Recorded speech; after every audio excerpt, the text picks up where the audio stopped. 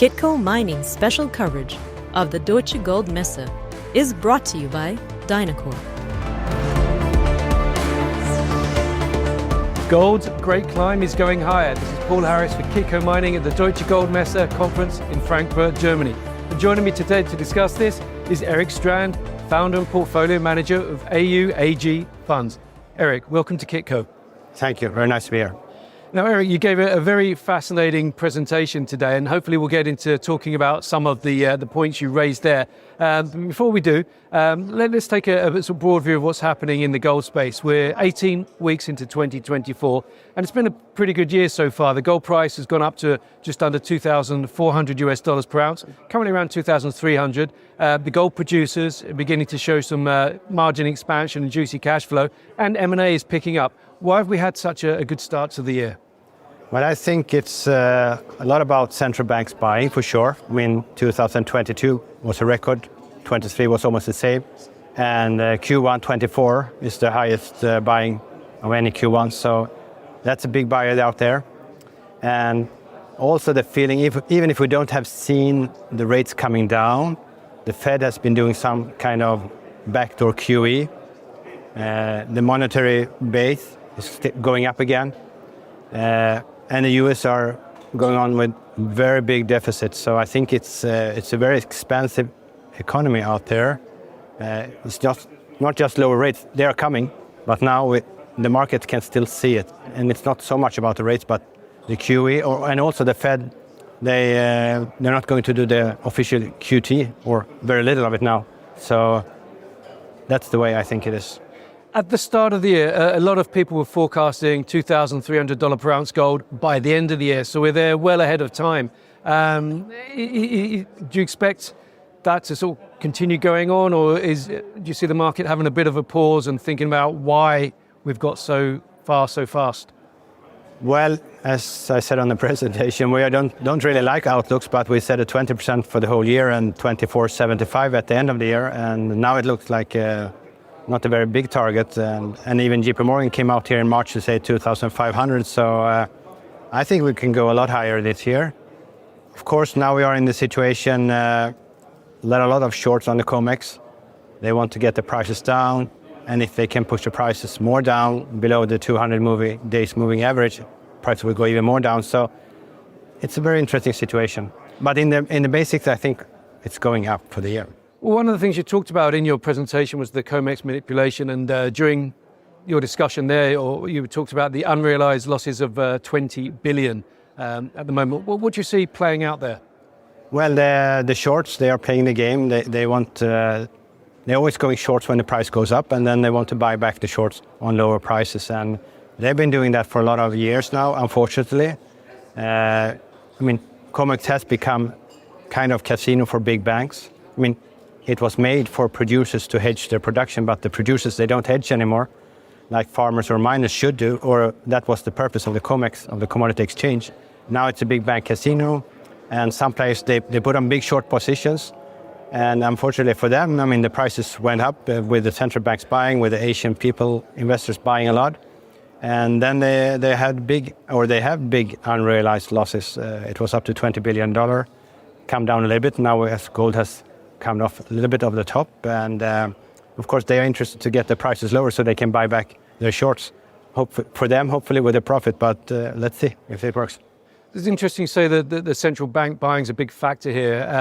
Obviously the central banks, they're not buying for investment reasons, they're buying for other reasons. And the strength of that central bank buying seems to be derailing the bets that the shorts are making.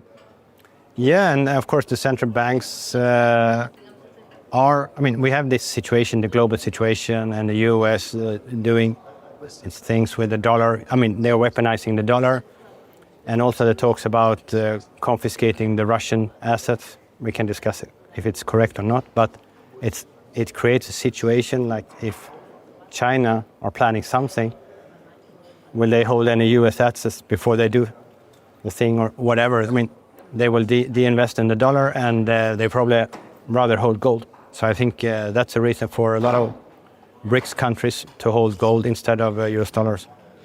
Now, you said that your outlook now for gold was originally sort of $2,475 by the end of the year. You said you probably raised that. And in your presentation today, you said that even if gold went to $3,000 per ounce, that would be cheap. But you went beyond that. You said comparing gold with the combined US debt and US Federal Reserve balance sheet, you put a very good chart up. Said that even at $4,000 per ounce, gold would be cheap. What do you mean by that? Yeah, we made this very, call it simplified, but still very interesting chart. And because the only time when gold was expensive was the 2011 all-time high, 1921.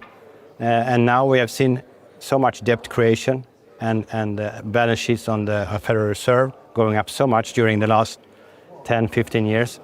And that makes a lot of room for gold because, I mean, normally gold doesn't have a price. Gold is gold, and it's the fiat currency that loses value. And of course, the more credits or units of the fiat value you create, the less they are worth. And we are creating a lot of fiat currencies now. So that's the reason for gold to go up. And I think there's a lot of room to go. Now, a lot of the conversation is about the US Federal Reserve and as and when and if it will pivot and by how much and how quickly. Well, what's your views on that? Well, we have a very strong view on that they will not lower rates because they have control of inflation, but normally they lower rates because there's a problem in the system. And they're always late. And they want to be late because then they have the reason to lower the rates. Because they have to lower the rates because the system is breaking down. And when you see commercial real estate in the US, it's not really, really good. And one day will have so much trouble, so they will have to start to lower rates. So it's not because they want or can lower rates. That's not the reason why they will lower rates, because they will lower rates because they have to lower rates. And that's a big difference between that they having control of inflation. And they will not have, so in one day they have to give up on something, and they have to give up on this, what they like to think is the fight of inflation. I mean, they created the inflation with money printing. So now they are fighting their own inflation. And normally I think they will give up on it because no politicians can survive big recessions today. So the whole system needs more money. There's going to be the political decision aspects rather than perhaps the purely technical aspects. For sure. Okay, now the gold price may be riding high and going higher, but most gold equities are not really budging much as yet. Why do you think they're taking a delay or time lag to respond to increasing prices? Yeah, well, now we have at least started to see, I mean, March and April was really, really good for the miners and our funds. But there is a delay, and I think it's natural. Normally that it's always like that. Sometimes the miners go before, or sometimes they are delayed. And I think now we had the costs, with the inflation cost for the miners to mine the gold. And the gold price went up because of the monetary inflation. So they didn't make much more money. But now, I mean, the costs have stabilized for the miners, and gold continues to go up. And actually the profit leverage the margin expansion will be much stronger now because of the higher prices to produce. And I think we will see that effect of the miners, and then they will really run. And I mean, they run fast. We see many periods when in 6, 7, 8 months, they run 120%, so it goes fast. So there will be a catching up. And that's actually a good opportunity for investors. So if they miss the gold race, they can still make a lot of money on the miners now. We are at an investment conference, and you made that pitch earlier on, reminding people that mining stocks will outperform the underlying commodities. And you said that you're looking for some triple-digit gains this year.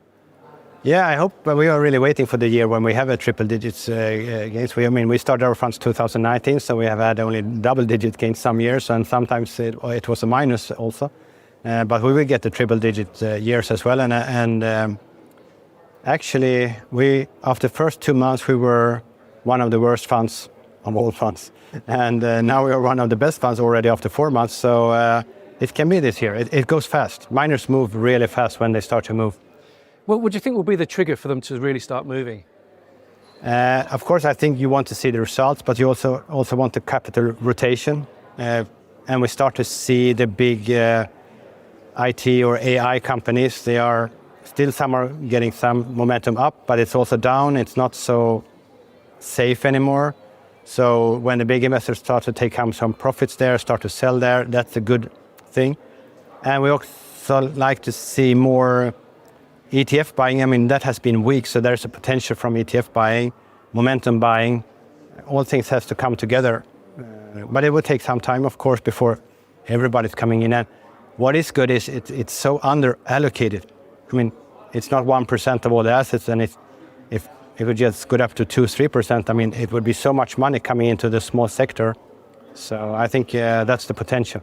One thing that can stimulate excitement in investors and draw attention to the space is M&A, mergers and acquisition activity, and we've seen an increasing number of deals over the past quarter.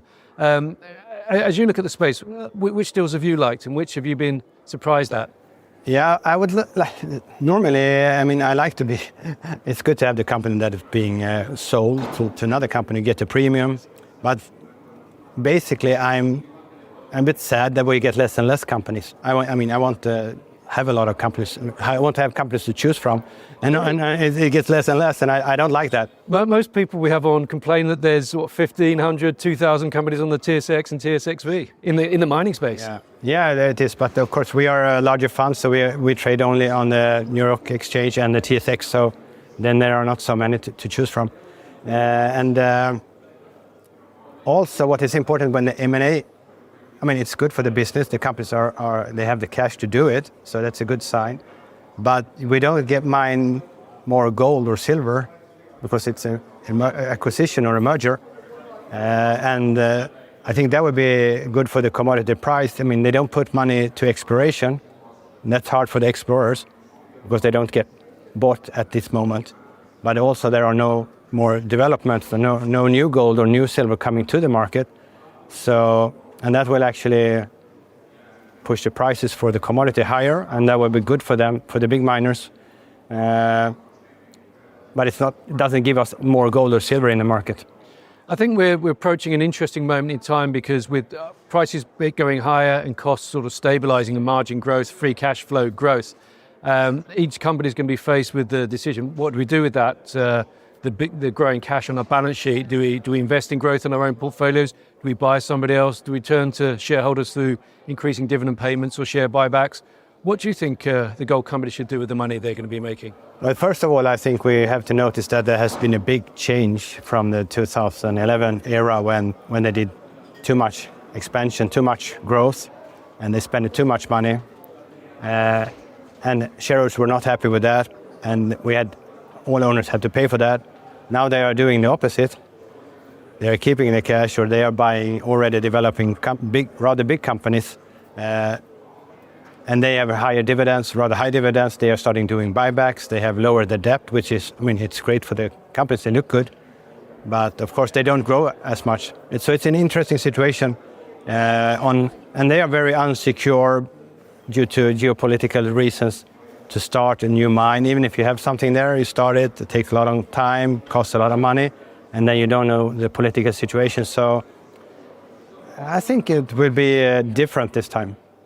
In terms of, I sort of take on your point about the lack of investment going to exploration, and that's obviously going to have long-term ramifications. And somebody pointed out to us the other day that, Barrick Gold, it's not even producing 1 million ounces per quarter. So the size of the prize, if you like, seems to have shrunk over the years. And perhaps part of that is through the lack of investment in exploration and growth. It is, but of course, I mean, if there's no exploration, no growth, there will be less gold and silver in the market, and the price of gold and silver will go up, and then the big ones, they will make money on that. So I don't know, I think that's the new trend for the moment. One day it will maybe start to change if big one finds some good explorers that really have the gold and silver they think they have, that may change, and the competition between the leaders will be fierce. So I think that can change things over time, but at the moment they are focusing on being share owner friendly to existing share owners, good or bad, but I think that's the play right now. With increasing money coming into the sector through sort of the cash generation, it would seem that companies have an opportunity to perhaps better diversify or differentiate between them by following different strategies. Do you see that as they're likely to happen? Because they all seem to move as a group into capital conservation and protect the balance sheet mode sort of 10 years ago. Will they diversify and do divergent strategies now? I mean, I mean, copper has become very popular. So, I mean, a lot of them already mine copper and they look more at copper, maybe. But I mean, it's not so much copper either. It's not enough of it. And what I would like to see, if they don't buy assets, at least put some of your cash in physical gold and silver. Hold to it instead of holding a lot of cash. Because if you believe in your product, I think that would be good, and that would also be good for the price of gold and silver.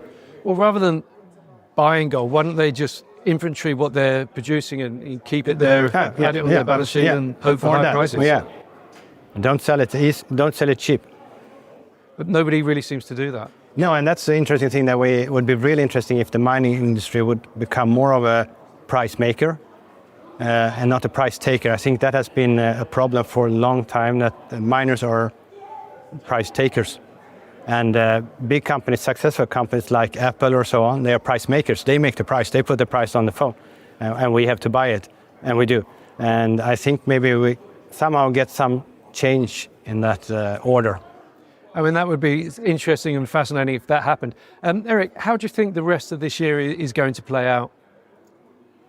Well, I think it's a lot about, of course, the costs for the interest rates. I mean, things will happen there, and also the political situation and the trust in the US. Unfortunately, when we get into these problems, we start to see more wars, and we have seen that already for a long time now. And that's not a good feeling, because it's a trouble in the financial system, but if we start to see wars and people making money on wars and so on, that's not good. So I really hope that the war situation calms down. And maybe if the US could stop weaponizing the dollar, we get some more trust and more cooperation, getting back to globalization instead of deglobalization. I think that is important. But and the cost, you can see consumers now. I mean, you see it in the US, Starbucks, the consumer products. The consumer is in trouble because they can't pay the interest rates. I would agree. I think sort of greater stability would be a good thing, but I'm skeptical. I don't think we're going to see that happening, at least not this year. Unfortunately not. Well, Eric, it's been a fascinating conversation. Thank you very much for joining us today. Thank you. And I'm Paul Harris, and this is Kitco Mining. Kitco Mining's special coverage of the Deutsche Goldmesse is brought to you by Dynacor.